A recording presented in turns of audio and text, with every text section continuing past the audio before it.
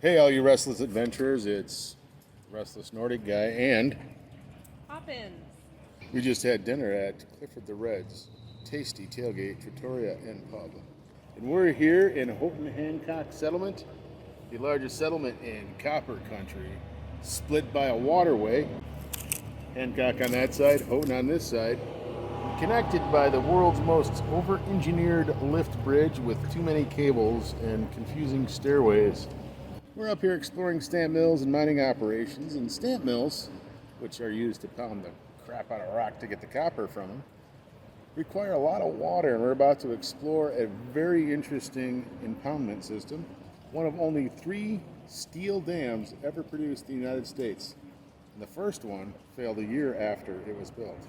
Smash that like button and hit subscribe, and join us as we explore the Redridge Steel Dam.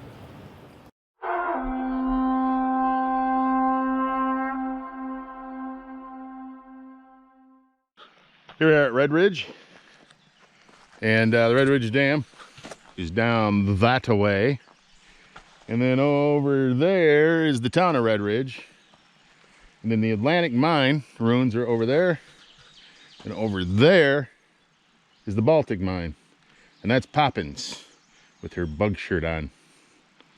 So we're gonna head out to the reservoir first to check it out and see the old wooden crib dam, the timber crib dam, see what that looks like.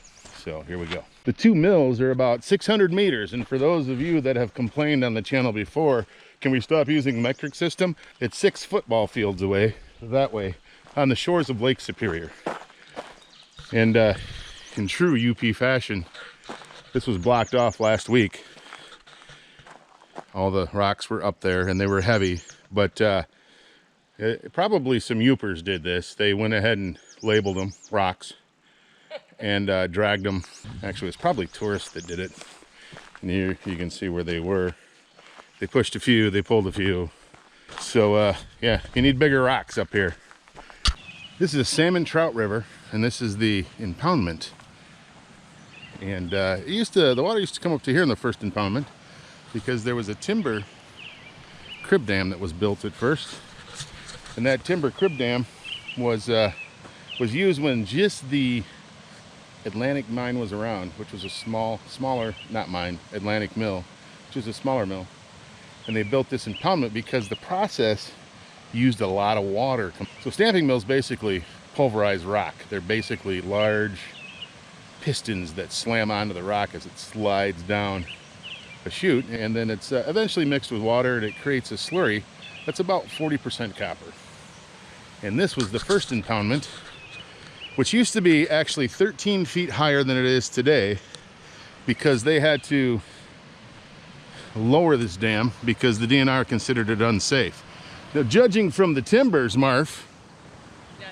Poppins, judging from the timbers, I can't see why they would consider it unsafe. So let's go check it out. And then in the background is the steel dam, which we'll go visit after the wooden crib dam. So this was the first impoundment of the water. It was a timber dam.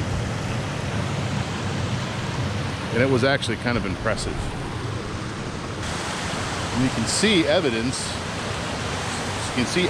of the old cribs and how high they went, about 13 feet higher.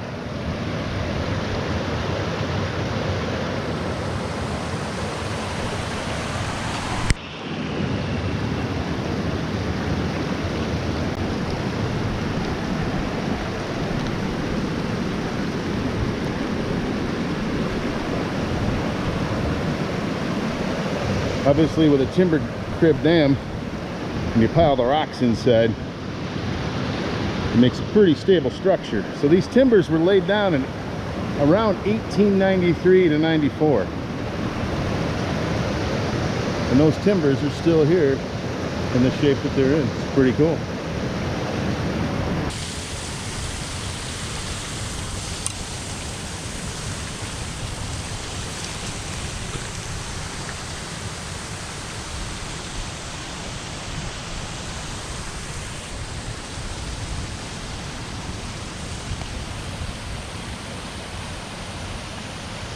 So the river was fully impounded in 1894. And for about 6 years, it did what it needed to do. And then they only had the Atlantic mine at the time. And then they built the Baltic mine, which increased demand for the water that came from here to help with the process of separating the copper from the rock. And this dam, which was actually 13 feet higher, wasn't replaced, it was left here. And then the new dam was built. In 1992, this whole site, both the dams and the property surrounding it, was transferred to Stanton Township, which is the township that this is in. And in 2001, the Department of Environmental Quality from the DNR said, oh, the dams are unsafe, you have to do something about it. So they got quotes, and it was around $311,000 to bring the dams to a point where they should be to be safe.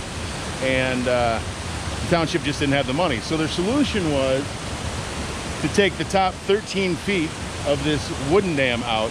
Decided that it was safe enough. So some Michigan Technological University students have done a few reports and have deemed the dams safe for the foreseeable future. So let's go check out the steel dam and the fascinating history behind that.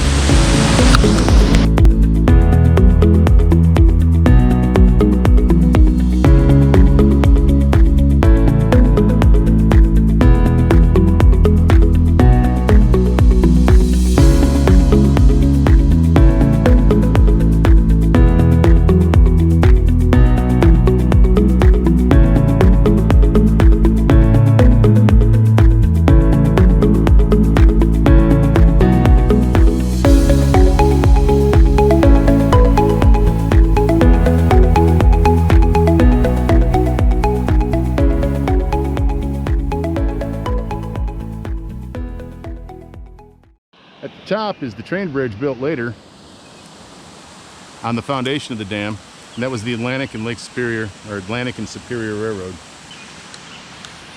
Poppin's getting her artistic shots. She's very bug resistant today.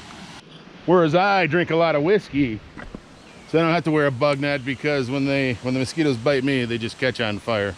So the water used to be here. Now a bunch of trees. Yeah, it looks like we have the end side of the dam.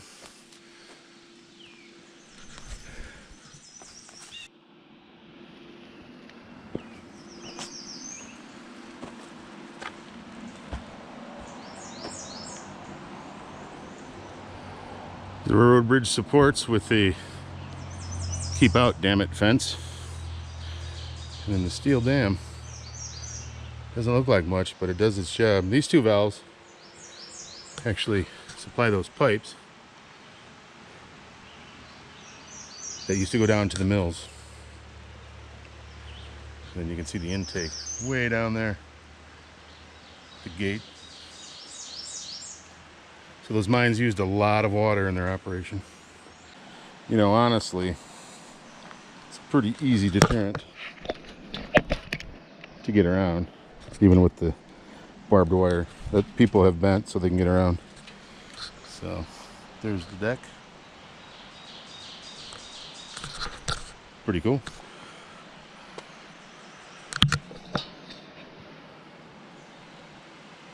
So this is the railroad grade.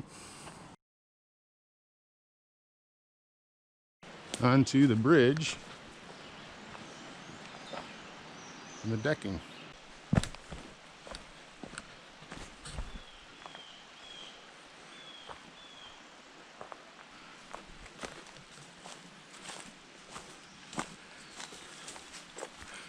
So here are the two supply lines. I believe that's to the Baltic mill and that's to the Atlantic mill. I'm not sure though. And these would go about a half mile in that direction down to Lake Michigan into the mills.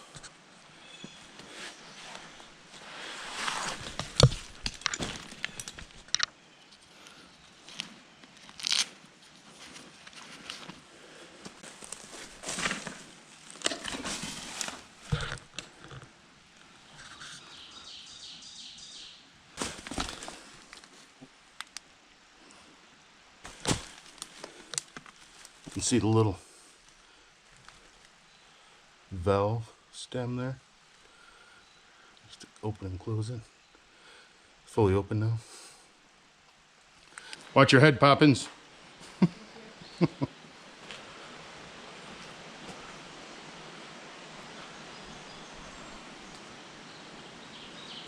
Notice how the cement is almost shaped for a dam failure. So the water doesn't erode anything, it just slides out and then shoots up into the air.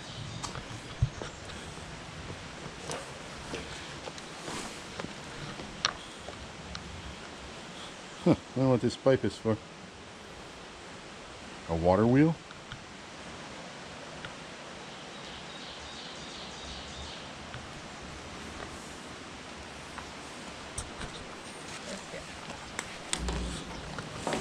This is freaky. Freaky?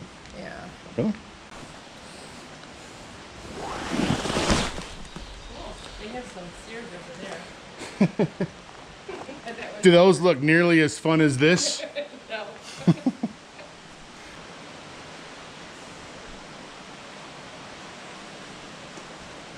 Apparently that was some sort of spillway. Small, but...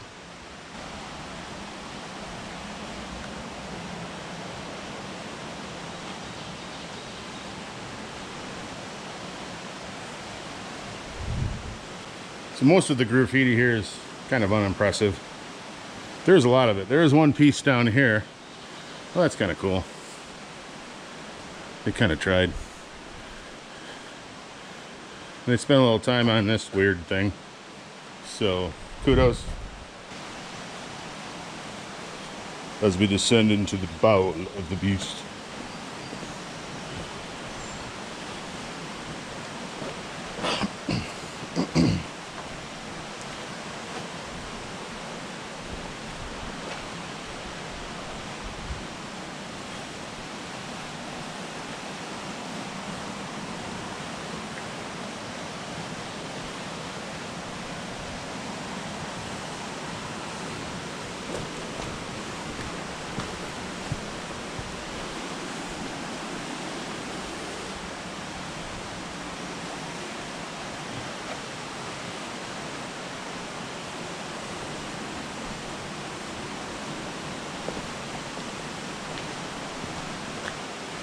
"74 feet tall and 1,006 feet long." So in Easter of 1941, the spillway behind this dam failed, causing some flooding downstream and washing out the county road. At which point, they thought they should do something about it. So they opened the valves for the bottom pipes. But that didn't quite alleviate the problem because the water was still way up at that level. So they still had overtopping problems, and you can see some pictures from overtopping over the years. The spring was usually the time that happened. The dam itself was built in 1901. Construction started in 1900, 6 years after the timber crib dam was built. The mills closed in 1931. So the dam really had no purpose after that point. It didn't generate electricity. It was only to hold back water to be used for the mills on Lake Superior. It was still owned by the mining company in 1979, and they got a little sick of the complaints and the damage to the county road. So they cut these 8-foot holes in the steel to allow the water to run through freely, allowing all that water to drain down to that level, which is the level of the concrete. And they wouldn't have dam failures anymore, unless that gets clogged. And of course, in 1992, ownership was transferred to the township, Stanton Township, and they've had control ever since and still graciously allow access. So this is kind of an engineering marvel. They thought that steel dams were more efficient to build and they were quicker, but for whatever reason, I guess they weren't. So they only built 3 in the country. You can see the old valves here. Salmon Trout River.